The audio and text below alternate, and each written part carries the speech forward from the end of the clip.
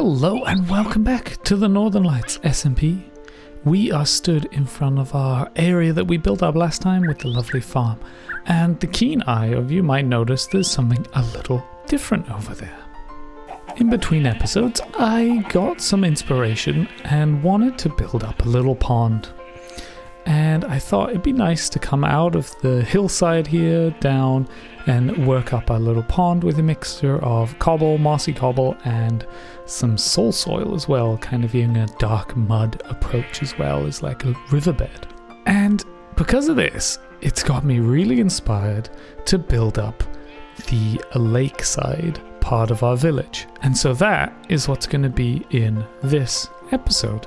And our lakeside is going to be over here in this area. I'm not 100% sure how large it's going to be, but I feel like from the bottom of this tree all the way over this side, maybe to where those bamboo is at the moment, I'm not sure.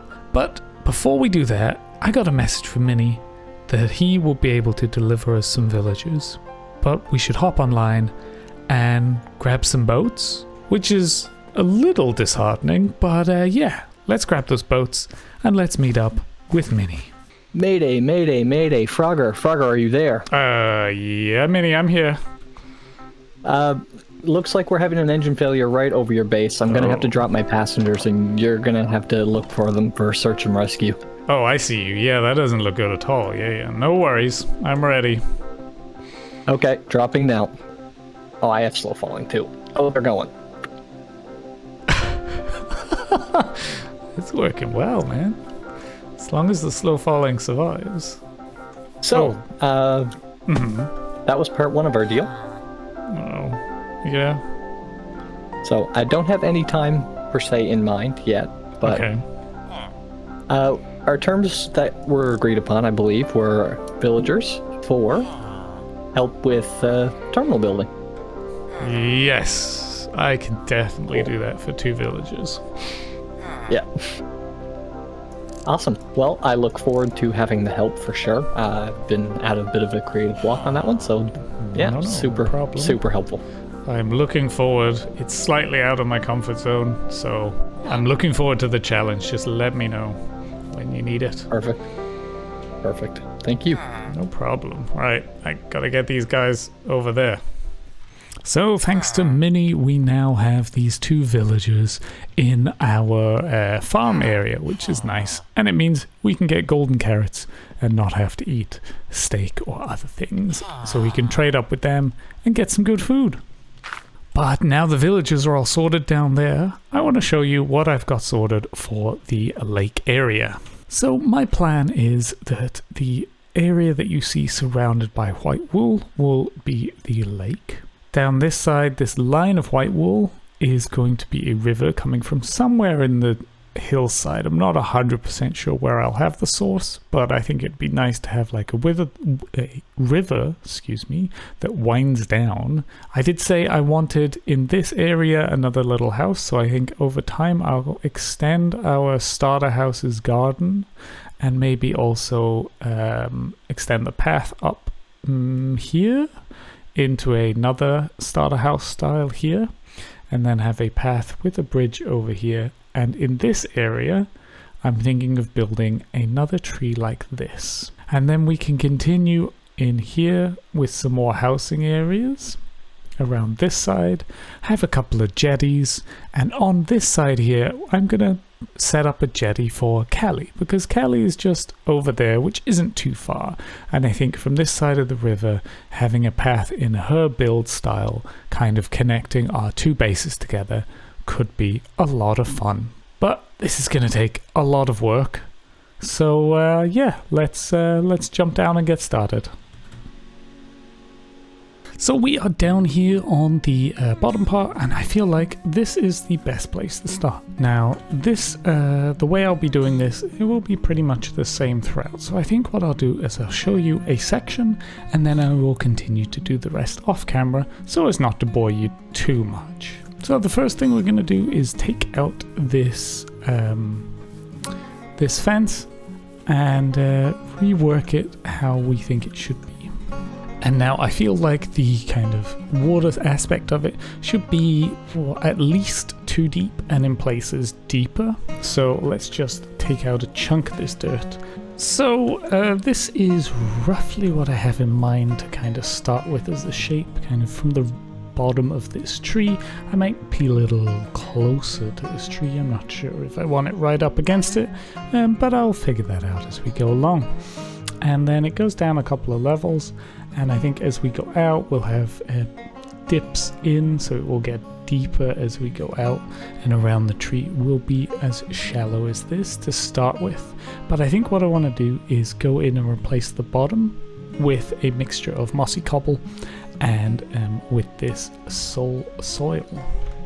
And we want to just have a couple of different heights as well in here, so we can have this slightly higher up bit and we drop down and then go again up a little on this side, just varying the height. So yeah, something like this at random throughout the whole thing. And I think I want to keep the kind of bottom part with the soil in it, but the edges we can do with a variation of the stone and stone slabs. So this is what we've got so far. We have a little retaining wall on either side, and I want to bring in this wall across here, I think. So this section I want to keep as essentially this person's garden that connects to the lake, and the same on this side actually. I think I will bring this wall so it lines up there, so they'll have a little bit as well.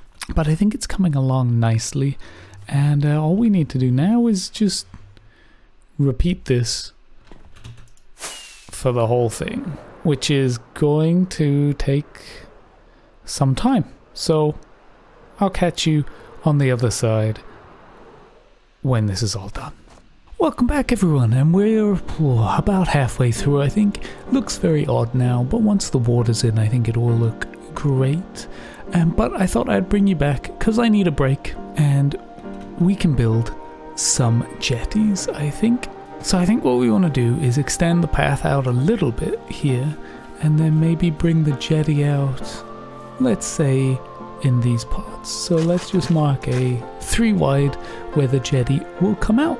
And I think as the floor of the jetty, we want to use some spruce planks. And I think we will go 5 out. So I think that's here. And then on the other side, match it. And then extend this platform out a little bit. Add in some texture with some trapdoors. And then I've got some stairs and some slabs for the stone brick variants.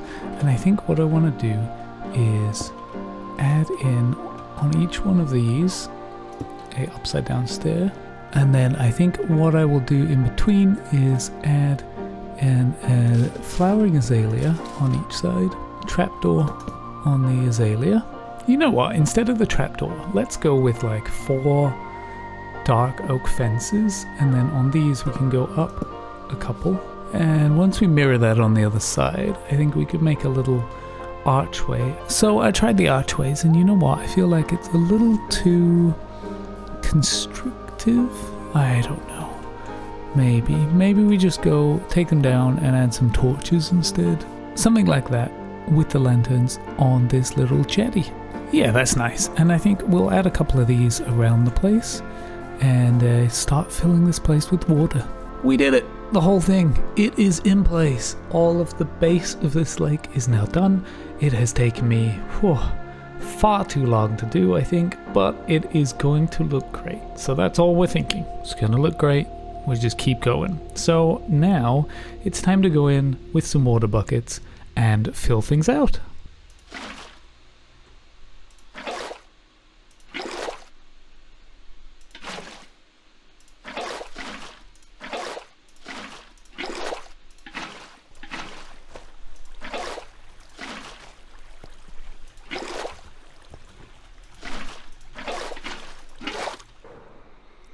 So welcome back, and we have done the lake. We've got little jetties around. I think we've got 3, and I really enjoy these little bits of soil that are sticking out of the water. We still need to go in and add in some more detail and texture, but for now I think that's made some great progress. So I've done some resource gathering and we are ready to go and do some detailing to our lake. We have 3 shulker boxes in front of us. We have one that is for our continuation of our paths. We have one for a bit more detail inside the lake itself with some bone meal and some drip leaves as well. And we have one that's just a bunch of fish because we want to bring some life into the area. So let's gather this up and start working on things. So the first thing is we have this lovely path that kind of comes up here, winds through and goes into our B area. And what we should do is extend it round from, probably from here and down to our jetty. So we'll take up this bit and we'll just kind of work out a rough idea.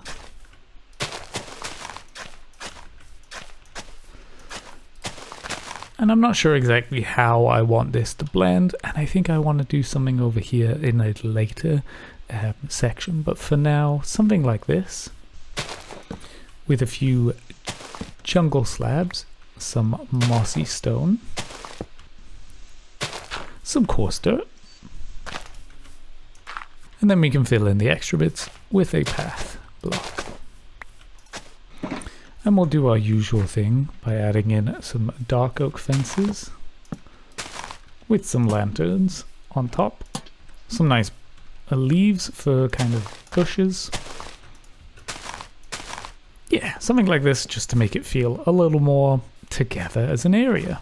Now the next thing I want to do is in this sort of shallower area. Well, first I want to go in and bone meal as much of this as possible, just to make it look a little more, I guess, overgrown in places. Yeah, and I feel that just looks a lot nicer automatically. We also have this clay because we want to bring in some of the dripstone in. So, for example, if we replace this block here with clay, we can add a drip leaf as a little kind of lily pad. Yeah, I think adding those in just really gives another dimension to this place. Speaking of which, I also wanted to try out how it looks with dripstone, because we have this soil here like breaching the water, which I really like the look of, but I thought maybe it would also look quite good with some dripstone in place like this. And we can even kind of add in, I guess, more rockier bits with the pointed part of the dripstone. I like that. It's very subtle, but you see we've got a bit more through this, and I think I'll gradually work through more dripstone through the whole lake as we go along. Now the next thing is to bring in some, I guess, light into the area, and you know me, I really like the glow lichen, so I think adding bits of glow lichen in and around should add a bit of a glow overnight, and it also just adds another texture into this world.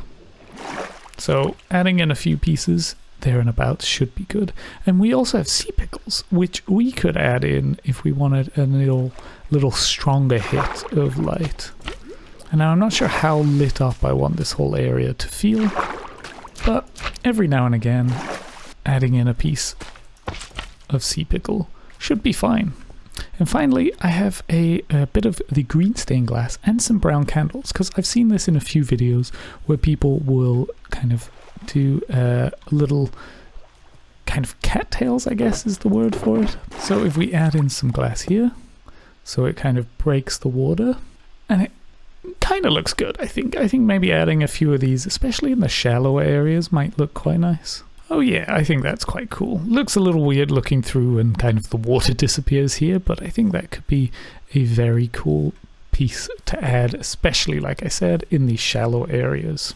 And yeah, this kind of detailing, I think I really enjoy the dripstone, and I think we have a little dripstone farm, and so I think getting more and more dripstone will be beneficial for this whole area, and we'll go through and fill out this area with the dripstone, probably with some bits of clay, and also bone meal the whole area. So far this place is looking really nice, I think, but I think what would be quite cool to continue with the kind of overgrown effect like we have here with little kind of bushes here, I think it might be quite nice if, say, we come in and add something like this on these sections to kind of really continue to work on the overgrown nature of it.